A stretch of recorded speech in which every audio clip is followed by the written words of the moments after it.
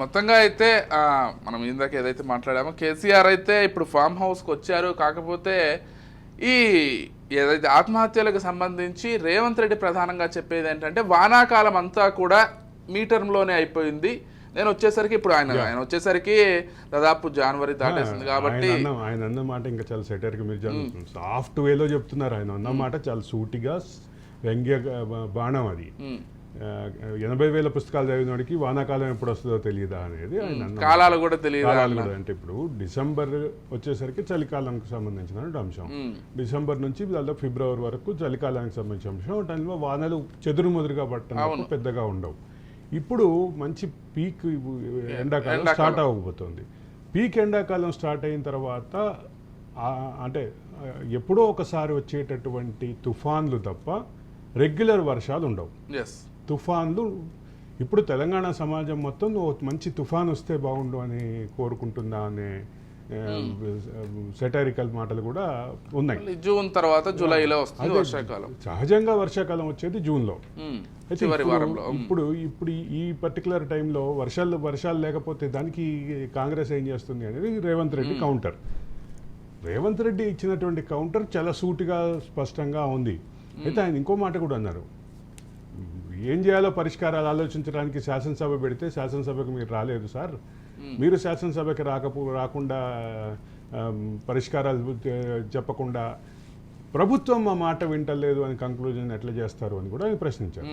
ఈ మొత్తంలో టీఆర్ఎస్ రాజకీయం టీఆర్ఎస్ చేస్తోంది, కాంగ్రెస్ దాన్ని తిప్పికొట్టే ప్రయత్నంలో ఉంది. అయితే ఇప్పుడు టీఆర్ఎస్ ఇంకో కొత్త వాదన ముందు పెట్టింది. నీళ్లు కేసీఆర్ వచ్చాడు, కేసీఆర్ వచ్చినందుకు నీళ్లు వదిలేరు అని చెప్పి ఇంకో కొత్త మాటలు మొదలుపెట్టారు. నాకు గుర్తినంత వరకు పాలేరు రిజర్వాయర్కి అంటే ఈ వర్షాకాలం తీవ్రమైన తర్వాత పాలేరు రిజర్వాయర్కి తాగునీటి అవసరాల కోసం మొదట 3 టీఎంసీలు నీళ్లు వదిలారు. అప్పటికి కేసీఆర్ ఇంకా బయటికి రాలేదు. కేసీఆర్ ఇంకా ఫామ్ హౌస్లో పూర్తిగా మంచి విశ్రాంతిలోనే ఉన్నారు. కేసీఆర్ విశ్రాంతిలో ఉన్నారు. కేటీఆర్ కూడా నాకు తెలిసి అప్పుడు విదేశీ పర్యటనలో ఉన్నట్టు గుర్తు. అంటే ఈ రకమైనటువంటి పరిస్థితి ఒక పక్కన ఉంటే కాంగ్రెస్ ఏం చేస్తోంది అనేది టీఆర్ఎస్ విమర్శ చేస్తుంది. టీఆర్ఎస్ విమర్శల్ని కాంగ్రెస్ రాజకీయంగా తిప్పికొడుతూ కొంత ఈ రకమైనటువంటి వాటర్ రిలీజ్కి సంబంధించిన అంశాలు పెడుతుంది. అయితే ఇక్కడ ప్రధానంగా గమనించాల్సింది ఏంటంటే తెలంగాణకి సంబంధించినటువంటి నీటి వాటాల విషయంలో రాజీ పడ్డారు అని కదా కేసీఆర్ మీద ఉన్న విమర్శ. అంటే జగన్ తోటి ఉన్నటువంటి సాన్నిహిత్య రీత్యా కిందకు నీళ్లు వదిలారు, కింద ఉన్నటువంటి పులిచింతల అండ్ ప్రకాశం బ్యారేజ్ కోసం నీళ్లు వదిలారనే కదా ఆయన మీద ఉన్నటువంటి విమర్శ. దాన్ని కౌంటర్ చేయాల్సినటువంటి బాధ్యత ఖచ్చితంగా టీఆర్ఎస్దే. అంటే కేటీఆర్కి సంబంధించి కూడా మందుకళ్ళు తాగినట్లు మాట్లాడుతున్నారు, కేటీఆర్ ఏది పడితే అది మాట్లాడుతున్నారు అనే కామెంట్ కూడా చేశారు రేవంత్ రెడ్డి. అంటే ఈ కేసులకు సంబంధించి కావచ్చు, లేకపోతే ఇతర విషయాలకు సంబంధించి కావచ్చు, చాలా సూటిగానే విమర్శలు చేసినటువంటి పరిస్థితి. ఆ విమర్శలను ఎలా చూడాలి అంటే ఇక్కడ కేటీఆర్కి సంబంధించినటువంటి విమర్శలు, కేటీఆర్కి సంబంధించినటువంటి రాజకీయ పరిజ్ఞానం గురించి కొంత మాట్లాడినటువంటి పరిస్థితి. కేటీఆర్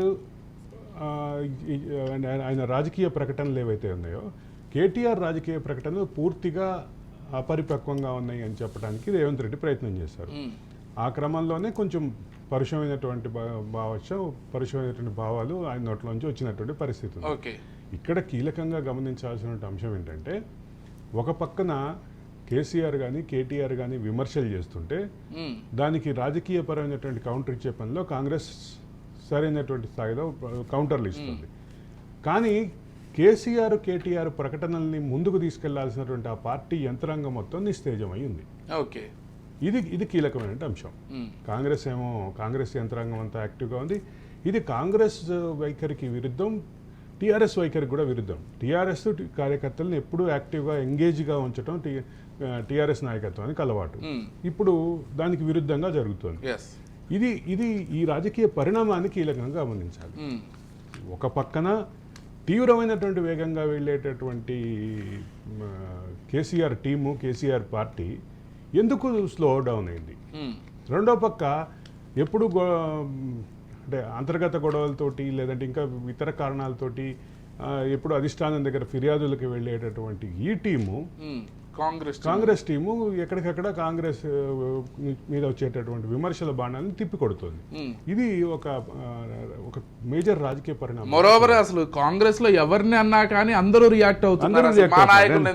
నేను అదే చెప్పబోతున్నా. చాలా కీలకమైనటువంటి అంశం ఏంటంటే ఎవరిని ఏ ఒక్కళ్ళని ముట్టుకున్నా కానీ అందరూ రియాక్ట్ అంతా ఒకటే చాలా క్లియర్ కట్ గా చూపించేస్తున్నారు. బట్టిని ఖమ్మంలో విమర్శిస్తే జూపల్లి కృష్ణారావు మహబూబ్ నగర్ నుంచి రిటార్డ్ ఇస్తున్నారు. మన రేవంత్ రెడ్డి విమర్శిస్తే కోమటిరెడ్డి బ్రదర్స్ రిటార్డ్ ఇస్తున్నారు. మన జీవన్ రెడ్డి మన ఉత్తమ్ కుమార్ రెడ్డిని విమర్శిస్తే జీవన్ రెడ్డి రియాక్ట్ అవుతున్నారు.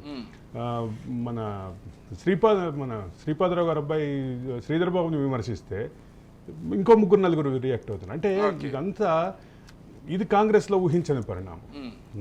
అంటే కాంగ్రెస్ రాజకీయాలను ముందు చూస్తున్న వాళ్ళకి ఇది ఒక ఊహించని పరిణామం. కాంగ్రెస్లో ఒకళ్ళని తిడుతున్నారు అంటే మిగతా వాళ్ళు సంతోషపడేటటువంటి రోజుల నుంచి ఇది ఒక డిఫరెంట్ డైమెన్షన్ కాంగ్రెస్కి. ఇది రేవంత్ రెడ్డి ఎఫెక్ట్ అని నేను అందుకని కాంగ్రెస్కి ఇది ఒక డిఫరెంట్ డైమెన్షన్ గానే చూడాలి.